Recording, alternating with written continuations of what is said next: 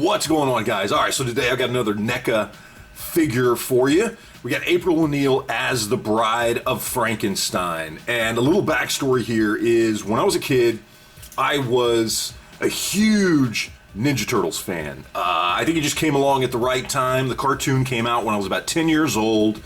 And just between that and the toys, I don't know what it was. I had more Ninja Turtles than I had of anything else. More than Star Wars, more than Transformers, more than G.I. Joe.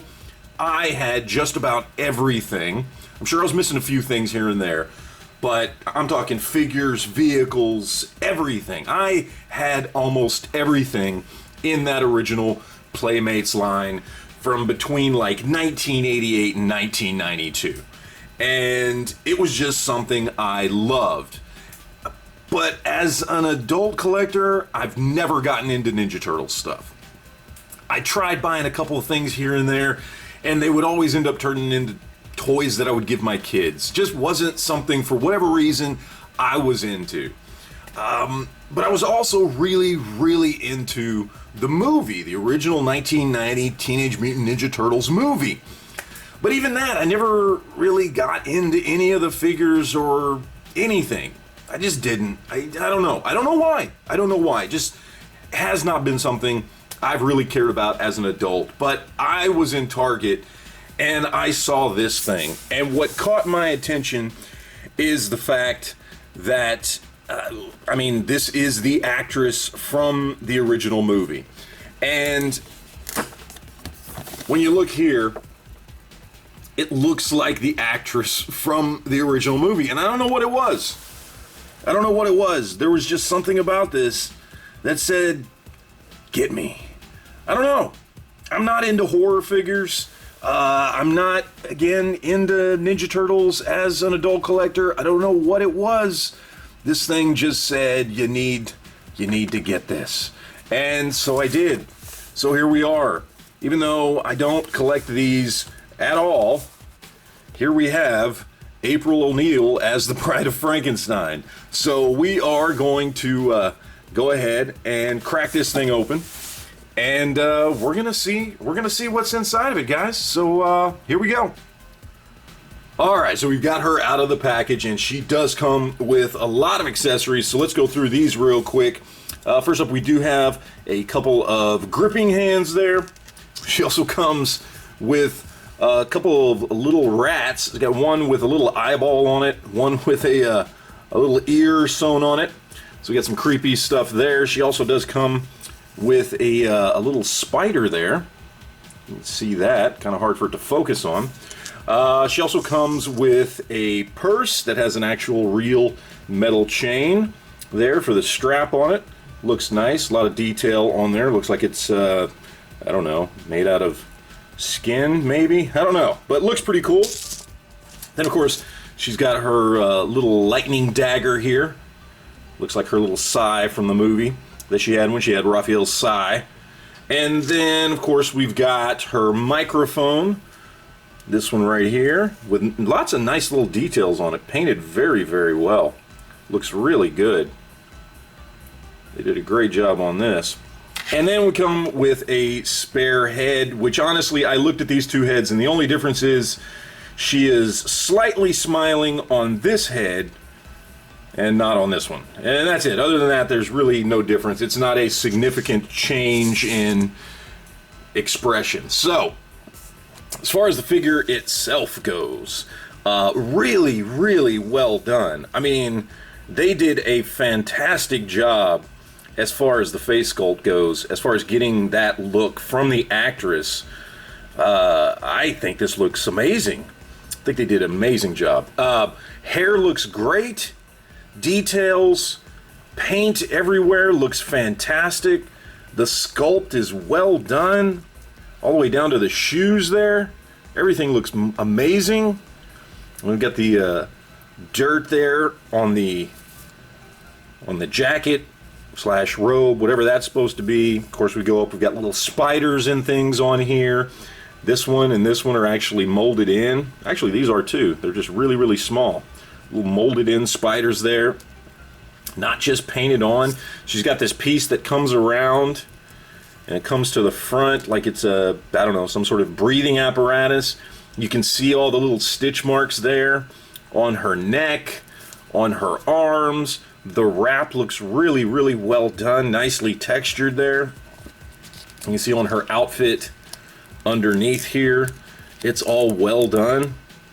Looks really good there. In fact, it looks like you could probably take her jacket off. Should be able to take her jacket off if you wanted to.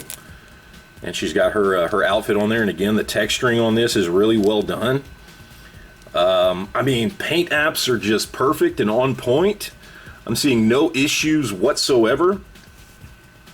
Sculpt, I mean, this thing is great. I mean, you know, guys, I've kind of been getting into NECA stuff more and more lately, and they are just impressing me every time they come out with a new figure. This is just very, very well done.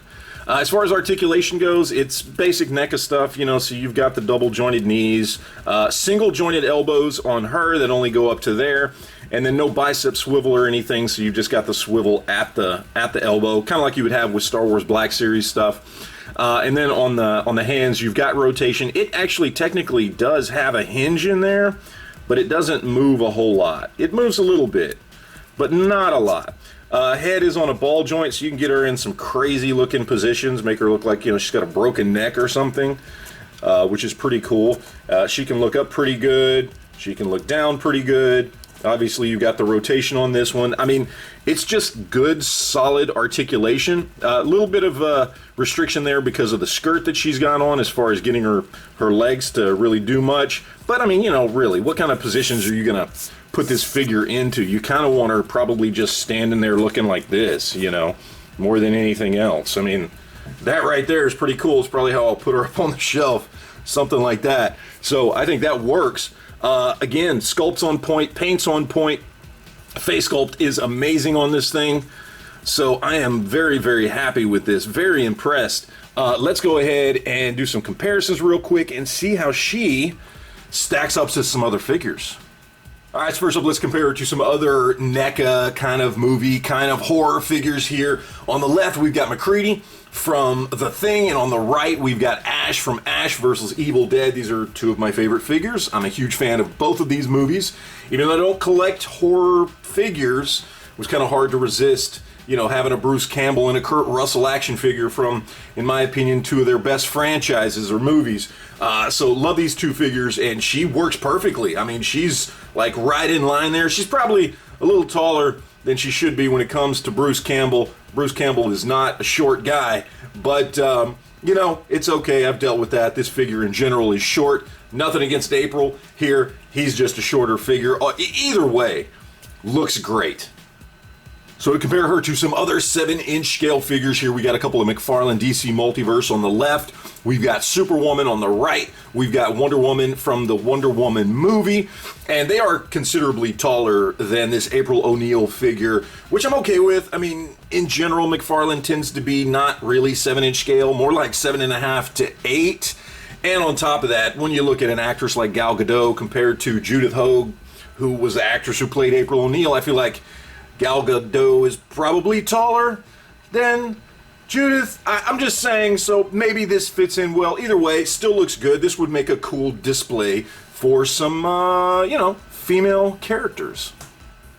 All right, so for a little different scale here, we've got a couple of 6-inch scale Marvel Legends, both Sue Storm from two different waves. And yeah, you can definitely see the difference here when it comes to 6-inch versus 7-inch. Obviously not something you're going to want to display together, but just taking scale out of the equation altogether, you can definitely tell a difference here just when it comes to overall look and feel of the characters, just the level of detail when it comes to paint and sculpt on this April O'Neil figure is far above anything on any Marvel Legend. All right, so let's talk about price here real quick. And this girl retails for right around $37, $36.99. Can be found at Target. She has been getting kind of hard to find. I've noticed them popping up a lot on the secondary market on eBay for considerably higher prices, usually $50 plus, sometimes free shipping, sometimes not. So you might need to do a little digging if you want to try and find her at that $37 price. And that might be kind of hard. I just happened to get lucky, rolled into Target, and there was one there. Only one. And so I grabbed it. So, is this something that's worth the $37 if you do actually find it? I would say definitely yes. Again, as I've talked about before, when it comes to these NECA figures, especially the newer stuff that they're putting out, they've been doing a bang-up job. And NECA's been doing a really good job for a long time anyway, but they've really stepped up their game lately, and the level of sculpt and detail on these figures is just absolutely amazing. They're doing a really, really good job. So if you compare this to, let's say, what Marvel Legends is doing, which is obviously going to be the big comparison, where their prices now are starting at $25 and in some cases going up to $36.99, depending on what figure you get for just one figure. And you're talking about a figure that costs the same price, $36.99. Yes, it's on the high end of that Marvel Legends scale, but costs the same price, comes with more accessories, better sculpt, better detail, better paint. Again, as I've said before, I mean, you look at some other figures out there on the market that cost way more than this, and something like this, or even something like the Lothar that I did a video on from the Defenders of the Earth line, can easily hold its own in sculpt and detail and paint with much more expensive figures. So, yeah, I kind of got to say, while it is pricey for a single figure for most of us, 37 bucks, I mean, it's still a really, really good figure. This is a far better figure than anything you're going to get from Hasbro. This is a far better figure than anything you're going to get from McFarlane, from Mattel, from any of these bigger companies that are still putting out figures at $20, $25, $30, sometimes $35 for one figure. You're getting a way better deal with this. You're getting way more for your money with this NECA figure than you are with any of those. So yeah, while it is pricey, I would say it is worth the money. In general, as far as my feelings on this figure, I love it. I don't know why. I can't really explain why I was moved to get it. There was just something about it that just looked really, really cool. It looked like the actress. It had great detail. I don't collect this line at all, but I can say that I'm very, very happy with having picked this up. This is going to, especially this month, because it is October and we're going into Halloween, this is going to have a special place on my shelf to show off some kind of horror-related figures, and I'm very happy to have it. And again, I feel like I got my money's worth. In fact, I feel like I got more than my money's worth with this thing. It just is really well done, and I'm glad I've got it. So, look, if you're into horror figures or Ninja Turtles or both, this is definitely something that you want to check out. Again, if you can find it, and it is definitely worth the price. So that's it, guys. Thanks for watching, and we will talk to you later.